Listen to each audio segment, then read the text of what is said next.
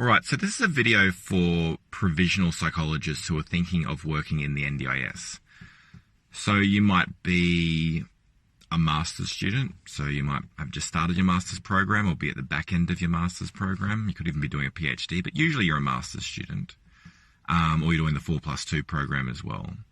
And you may have experience in related industries, but you might be seeing this opportunity within the NDIS and you go, well, what is it?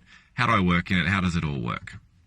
So most provisional psychologists will get a job essentially as a counsellor or a report writer, I would say, or a therapy assistant, but probably a counsellor, I would say, to see people who have improved daily living funding, or they call it therapeutic supports funding, and essentially you're forming a therapeutic relationship with these people.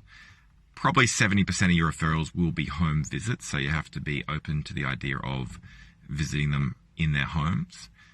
There will be some in-clinic work, but just due to the cost involved in getting these people to the clinic, because you've got to pay a support worker to bring them, it's not as frequent or as common as people who are able-bodied, shall we say, who can easily get themselves to an appointment for a psychologist in private practice. So I think it's a really good experience to have, to work in the NDIS, and there's a lot of job openings right now to work in there, just because there's a lot of need and a lot of availability. And I guess just make sure that when you're looking at the job that you have the right level of support.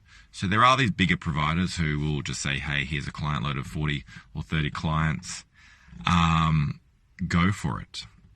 So it's really important that you have ideally a primary supervisor who may not be in the organization, who may be, someone allocated through your university that you catch up with, say, once a month. But hopefully you also have a secondary supervisor attached to the company. So hopefully they're your manager, for example, or the owner of the company, or the principal psychologist. And that way you can have a soft landing into the NDIS and get to understand it and earn some money in the process. And in terms of the rate of pay, you'll probably expect to earn around the $30 to $40 per hour as a casual employee, or around probably the $65,000 mark if you're a full-time employee, as a sort of a starting point. And then of course you can grow from there.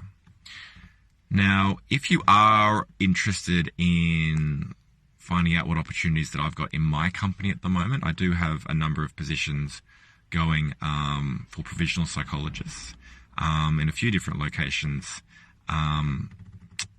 in and around Brisbane, soon to be in Australia. So type I'm interested in the comment section below, and we can start a dialogue to tell you about what opportunities are available in my company.